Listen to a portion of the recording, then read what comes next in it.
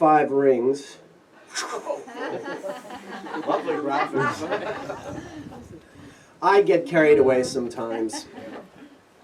All right, and speaking of getting carried away, this is the classic getting carried away planet. The title of this talk is The Brightest Star in the Sky. I also like to call it Tales of Venus Retrograde. I was explaining this a little bit earlier during my Mars talk, but of course I think a lot of you weren't there for that, so I'll go into it. Pretty easy to explain. I like to tell astrologers all the time, I absolutely feel that anybody who's doing astrology should have the Venus retrograde, the places in the zodiac where Venus goes retrograde, memorized. There are 5 of them. There are also 5 exterior, superior is the older term, conjunctions, and I'll get into those as well. So let's just get started in terms of what's on the screen here. Venus stations retrograde 5 times during its 8-year synodic cycle. The phases occur every 18 months. So every 18 months we get a Venus retrograde. 9 months in between, so sort of halfway between each Venus retrograde, we also get what we call the exterior or superior conjunctions, when Venus is conjunct the Sun but not retrograde. There are also 5 of those, and they occur in pretty much the same 5 spots in the zodiac that we get the retrogrades in. So what we're getting here, retrograde periods themselves are 40 days. The actual period when Venus is retrograde lasts about 40 days. But then there are what we call the shadow periods. These are 30-day periods prior to and following the actual retrograde. The pre-retrograde shadow period is when Venus is moving through the same directions that it's going to be going back through when it goes retrograde. And then the following shadow period is when it's moving back through the degrees, when it's sort of completing that whole journey that it's done. So what we're basically looking at, this slide here, there is greatest elongation. We can sort of widen the net if you want and add an extra 20 days on either side. And then we're looking at the periods when Venus is at its greatest distance from the Sun. But I'm actually not going to be getting into that right now, so we'll just get rid of that. This is a diagram. Now, I'm not trying to convert you all to Satanism. Well, I kind of am, but it is Lucifer. It is Lucifer. This little 3D graphic here that I had a friend of mine design years ago. I'd love to do another version of this, but this is just illustrating the motion. If you imagine the circle representing 8 years, in these 18-month intervals, Venus decelerates, stops, goes backward, stops, moves forward, and there's this sort of crisscross motion through the zodiac that you see. There's a few things to say. From a geocentric perspective, Venus decelerates prior to retrograde stations, accelerates following direct stations. I guess I've already just said that. Oh yeah, I just want to make, this is a little bit of math here. If we think of the 30-day pre-retrograde shadow, the 40-day retrograde period, 30-day post-retrograde shadow, we get a total of 100 days. So if we think, in 8 years we get 2,922 days. If you account for all 5 retrograde phases, which is 500 days, you get a ratio of 5.844, which is about almost 1/6 of total time. So in other words, when we're thinking about the Venus retrograde phase, about 1 in 6 people will have it in their nativity. It's a relatively small fraction. But just to sort of give you a lot of what we're going to be looking at is sort of one of the retrogrades at a time.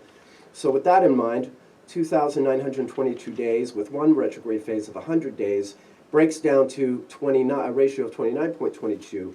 In other words, the odds of someone having Venus retrograde in Scorpio or Venus retrograde in Gemini, that's 1 in 29. That's a much smaller fraction. Now, I play with this in a lot of different ways. Understanding this phase and how it can be applied to astrology, there's many, many different uses for it. I won't be getting into the really mind-blowing stuff. This is sort of an introduction, but I'll be giving you some idea of how it works. But in a lot of instances, we're looking at just one retrograde at a time. I do have some other work where we can look at them sequentially, and that's really interesting as well. But when I'm looking at just one retrograde at a time, keep in mind that's this very small fraction. You're talking about 100 days that occurs every 8 years. So that's and when I can extract all the sort of event material that I do, it makes the cycle really, really apparent. And I want this ratio in your head so you have a real understanding. Because the way I present it, it almost sounds like, it'll almost look like, well, this just seems to happen all the time. And no, it doesn't. It happens very rarely, or fairly rarely. Okay, now this is just, I want to demonstrate the change, the gradual shift through the zodiac here. This is one of the retrogrades that we have, in the Venus retrogrades we have. It moves through Capricorn. It used to go from Aquarius to Capricorn. You see, with every successive 8 years, the Venus retrograde station and direct station, they always occur about 2 to 3 days prior and 2 to 3 zodiacal degrees prior to the 8-year period previous. So gradually over time, this shifts. Now, in one person's lifetime, 80 years, it's not going to be that big a difference. But when you're doing the sort of work I do, where you look at history on a grander scale, there is a sign shift. So, for instance, I think of in a Venus context, I think of the 19th century as being a time when Venus would go retrograde in Libra and Taurus, whereas in the 20th century it went retrograde in Aries and Scorpio. You see the one that so there's that, because the one that was in Libra wandered into Virgo, the one that was in Sagittarius wandered into Scorpio. It's there is a backward motion, but gradually over time all the signs are covered. It's very evenly distributed, unlike the Mars retrogrades.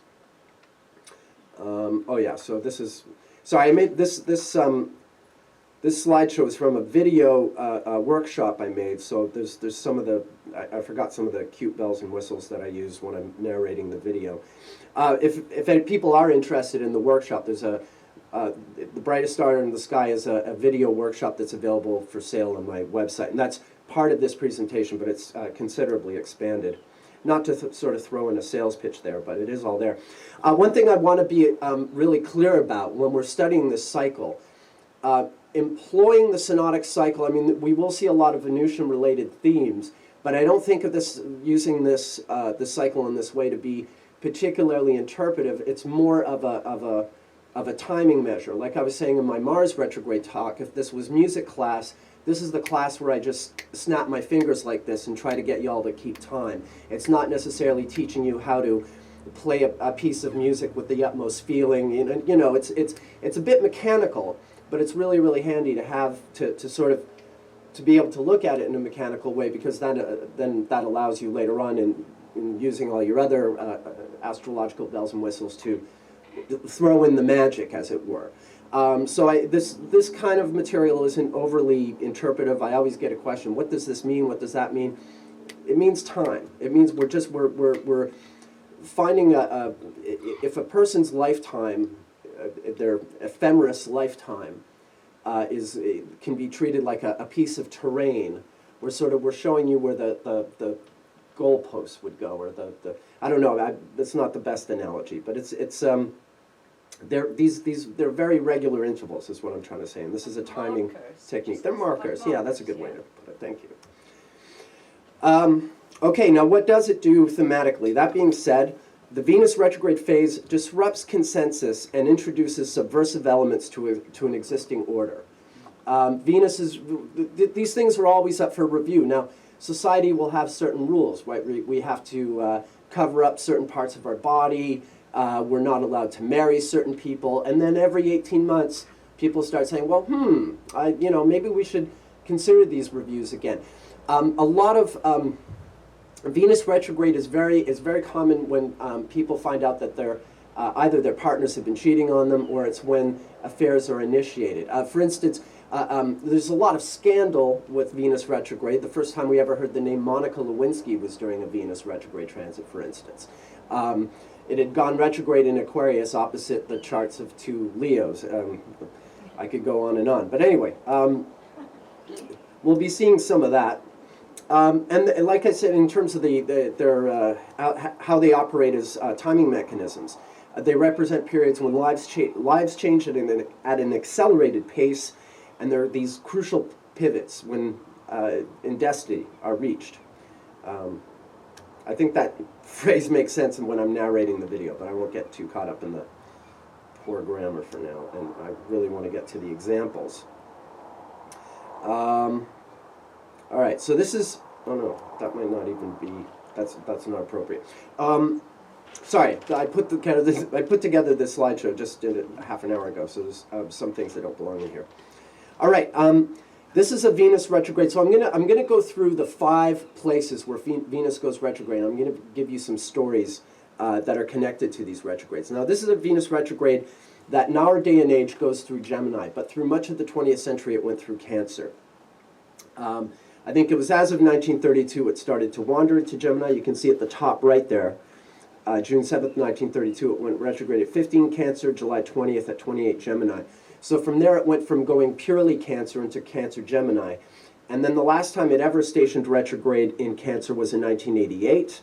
And now it's a sort of a purely a Gemini Venus retrograde, although we certainly see charts of people who are alive and walking who have Venus either pre-retrograde in Cancer or retrograde in Cancer. But eventually we won't.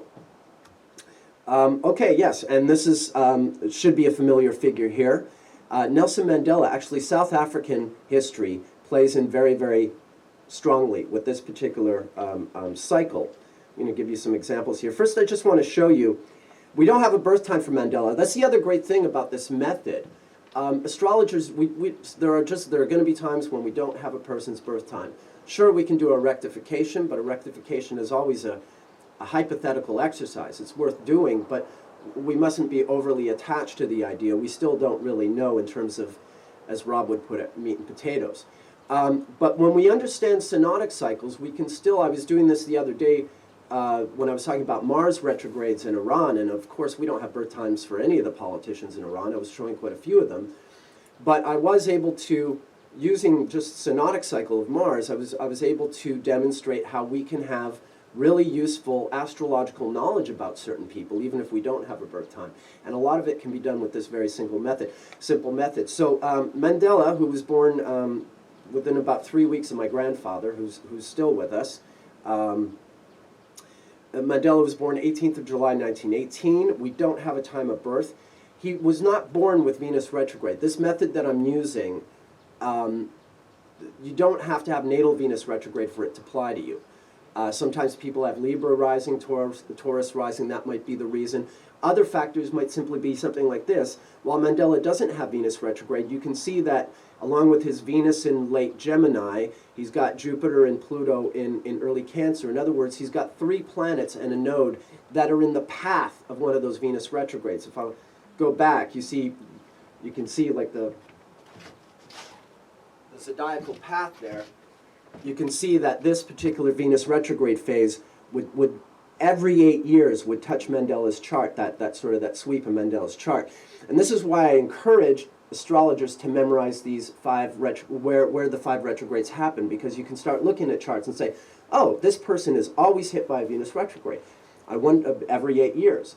I wonder what that might mean to them. And I guarantee you, if you explore with them their chronology, if they happen to know it, where their lives were at those 8-year intervals for about 100 days, you will get a story. You will get a very striking story. And with people like Mandela, it'll be the kind of story that you can virtually tell the person's entire story using this method. In fact, I'm working on a book right now where I literally tell the entire life stories of Churchill, Franklin Roosevelt, Hitler, Stalin, de Gaulle, and a bunch of others, just using intervals, these 100 days every 8-year intervals. J. Edgar Hoover, Richard Nixon, there's a bunch of them, where you can tell a really effective biography just by talking about what was going on in their lives for 100 days every 8 years. It's a fascinating little storytelling technique that I'm employing. I'm going to be doing something similar like that with Mandela right here. So, okay, I've already shown you his chart. Let's go to the chronology. We're going to go back to May 26, 1948, and the election of Hendrik Verwoerd. South Africa installs the apartheid policy. You can see that Venus is pre-retrograde in Cancer. It doesn't matter that you're not seeing the little red RX next to that Venus. That Venus it will be going retrograde within days after this is implemented. It's in the phase. This is what I call a Venus retrograde, even if you're not seeing even if the retrograde station itself hasn't happened. That's Venus virtually slowing down to a stop. In Hellenistic astrology, we would call this a phasis. Venus is stopping and it's making a declarative statement. It's speaking to us.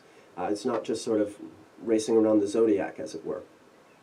So that's a Venus pre-retrograde in Cancer. Now, if we jump ahead 16 years, June 12, 1964, this is when Mandela is sentenced to life in prison. And incidentally, he'd been arrested in the fall of 62, the last time Venus had been retrograde in Scorpio. And then the whole Rivonia trial occurred, and he's sentenced to life in prison. You can see Venus retrograde and the North Node there with his Pluto, and of course it's going to go back over his Jupiter, over his Venus, over his South Node.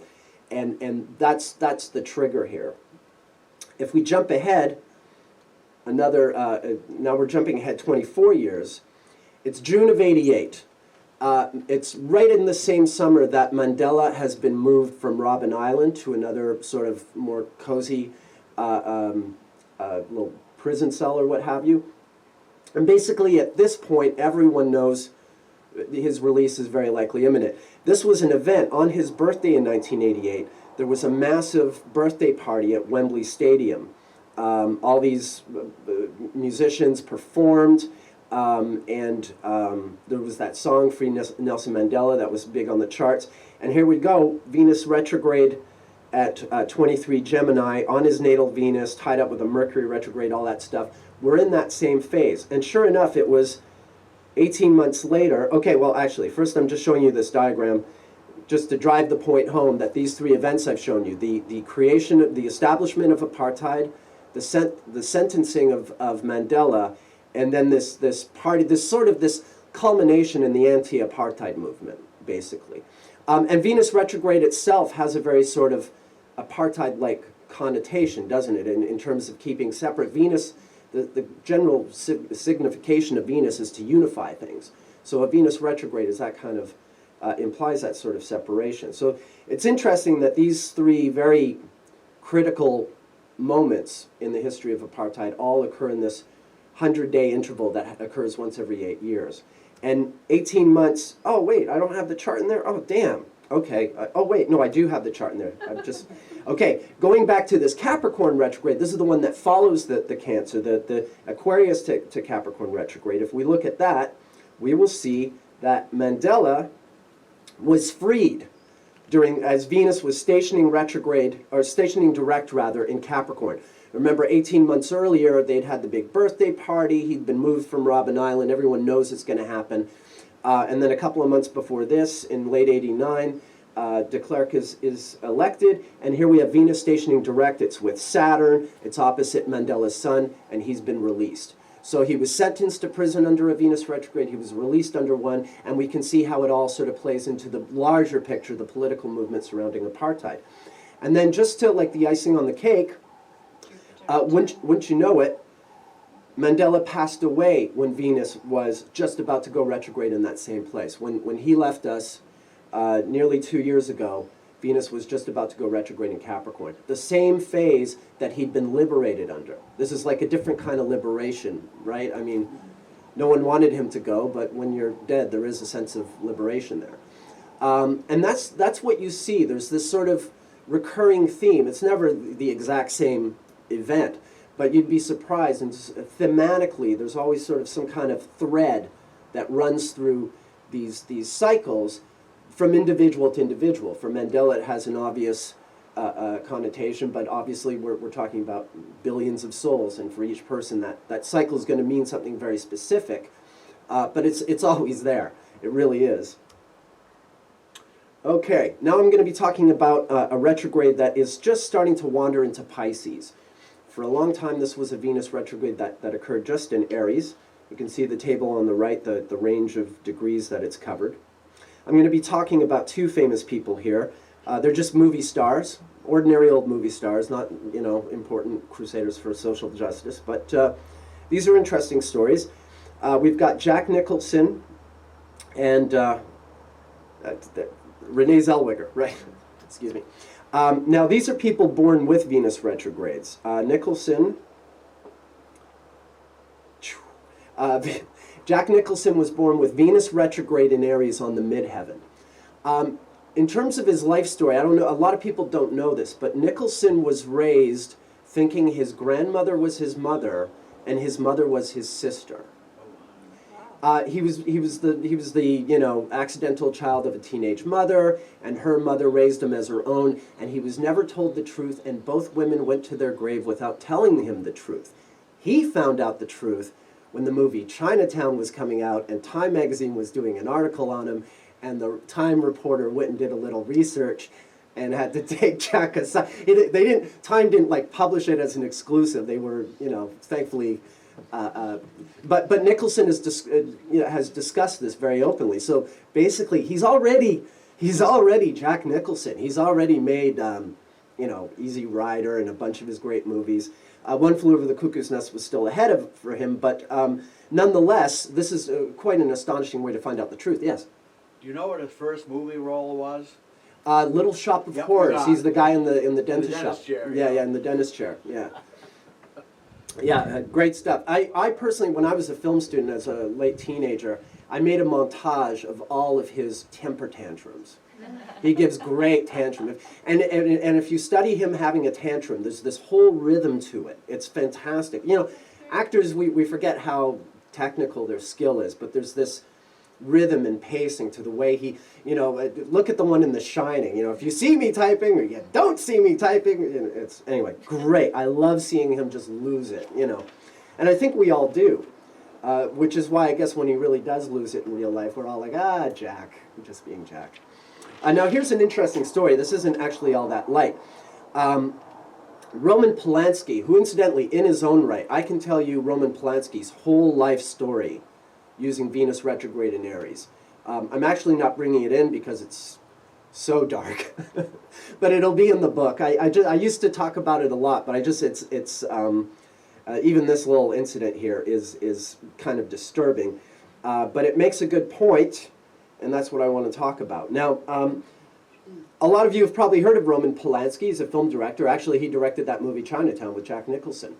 In 1977, just as Venus was going retrograde in Aries, conjunct Jack's, that's Jack's chart in the middle, not Roman Polanski's. Roman Polanski had an assignment to take, rather risque photos of a teenage girl for a French softcore porn magazine, with the mother's permission to take these photographs. What the mother had not given permission, nor had the teenage girl, was for Roman to ply this girl with pills and champagne and rape her in a hot tub. The hot tub belonging to Jack Nicholson. Roman had asked Jack, can I do this photo shoot at your house? Jack was busy off doing something else. Jack said, sure. Jack didn't know what Roman was going to be doing. So this became a huge scandal. For those of you who haven't heard, Roman Polanski's rape of this girl, and it is a rape. It's not, even if this girl had been 32, what he was doing was totally reprehensible. It's a big deal, as a lot of you might know. Roman Polanski isn't allowed. He'll be arrested if he ever goes back to the States. It was a big brouhaha. He lives in France. But here's the point. It happened in Nicholson's house. And this did descend on him badly. For instance, his girlfriend was Angelica Houston at the time. And when the cops were investigating the rape after the fact, they were questioning Angelica Houston, and they somehow found the cocaine she had in her purse, and suddenly she's being busted for cocaine because Jack had police in his house, because Jack had let Rome, so it impacts his life in a rather severe way. So that's that story. Let's enough with the raping. Let's get to something a little easier to swallow here. Renee Zellweger is also, she's an actress, an American actress. A lot of you have probably heard of her. She's American-born from Texas. She's got that Venus retrograde in Aries. Back in 2001, she was hired to play this character, Bridget Jones, in a movie called Bridget Jones's Diary. And there's a couple of Venus retrograde themes in there. Number one, she's an American playing a British character, and there were a number of people in the British film industry who, questioned this choice. Why not get a British woman to play her? The other thing is Renée Zellweger, being still a young, ingenue-esque Hollywood actress, put on a lot of weight. Her character's, has to be sort of overweight. So it was one of these character rules where this became a little more popular later on, where these really stunning, attractive actresses sort of de-stun themselves to play certain roles. So there's something Venus retrograde about that, like tone down the hotness, in order to do her actual job. So there's that one. Oh, this is the one we just had, Virgo to Leo. Although as of this past summer, we will no longer, nobody alive will ever see Venus retrograde in Virgo ever again. But since I have a stellium in Leo, that's not necessarily cause for celebration for me. Actually, this cycle is very powerful in my life, although it's by no means bad. Occasionally it is, occasionally it isn't. Remember, this cycle does not guarantee, in its own right, positive or negative results. That all depends on how everything's coming together at once. What it does guarantee is this theme is going to come up. It might be a triumph, it might be a tragedy, but somewhere in that picture, you're back in that zone. You're back somewhere that you keep winding up every 8 years. So I think I'm talking about 3 people here. This is just to give you a sense of, with that in mind, with the idea of things couldn't be good or bad in this point, I want to show you 3 celebrities and where they were in their arc of success during the Venus retrograde, just to illustrate this point here. This guy's probably, I don't know if he's well known here anymore. He used to be a pretty big star. Again, it doesn't really matter. We're looking at human beings. It's not the celebrity value that I'm trying to sell. His name is Chevy Chase. He was born with Venus post-retrograde in Virgo, so that's still in that 100-day interval, even though it's not a retrograde Virgo. He was a stand-up comedian and a sort of performing comedian. And actually, I don't think he was stand-up. I think he's just sort of an improv comedian. Saturday Night Live, I'm sure that show reaches here, does it? Yeah, okay. I thought it was a fairly international show. I always have to be, wonder how American-centric I am being, but I think the show's pretty well known. Chevy Chase was part of the original cast of the first Saturday Night Live. You've probably heard of John Belushi was in that first show, but John Belushi wasn't the immediate star. He sort of caught on with audiences over the course of the first season. Chevy Chase was really seen as the breakout star of this new style of show, which Saturday Night Live represented. So when Saturday Night Live had its broadcast debut in 1975, just like with Chevy's natal chart, he was just turning 32 at the time, and 32 is an interval of 8. Incidentally, you'll also know, this is just an aside, but it's really handy. Every 8 years, your solar return is going to have Venus pretty much in the same position it was in when you were born, regardless if you were born close to a Venus retrograde or not. The reason for this being the 8-year synodic cycle. But at the age of 32, your solar return at the age of 32, and again at 64, there's something else interesting that happens, is that both Venus and Mars will have returned very close to where they were when you were born. As it turns out, not only was Chevy born a little after Venus had gone direct, he's born about a month or so before Mars goes retrograde. So you see, he's got a natal Mars in Gemini that's slowing down to a retrograde, and that's also a transiting Mars in Gemini that would be slowing down to a retrograde in Cancer. But that's just a little aside. Try to remember that, because 32 is, especially when you're looking at charts of people who have really striking Venus-Mars, aspects or what have you, you just know the age of 32, that solar return is something you want to look at. Regardless if they've reached it already or if they haven't, just to give yourself context. Or just in your own study, look at your own 32nd birthday. So that was giving you an idea, just to go back to that. The idea of showing you this chart is this is someone who's breaking out. He's the Venus retrograde return in this case means, and you can see transiting Uranus on his ascendant. There are other factors that point to him being sort of this breakout star at this time. But the Venus retrograde cycle is letting us know, it's his hour. Now this is Sting, rock musician. I'm sure a lot of you know the Police. Rock band who were really big in the 70s and 80s. Sting was also born with Venus post-retrograde in Virgo. This is just a quick story. When the Police were together for about 7 years, and at the peak of their fame in 1983, just before they broke up, Venus retrograde in Virgo, the Police performed at Shea Stadium, and it was the biggest concert they performed. They were the first band to play there since the Beatles had in '65. It's a peak. I was showing you how the Venus retrograde can be can coincide with someone becoming a breakout star, like with Chevy Chase, or in Sting's case, it can also happen when someone's at the peak. But what the cycle is really telling you is they're returning to where they something is being completed, either initiated or completed. Amy Winehouse. Amy Winehouse was also born, this is someone more recent, she was born with Venus stationed direct in Leo. And a lot of us know she's no longer with us. She died of drug overdose in 2011, very close to when there was an exterior conjunction.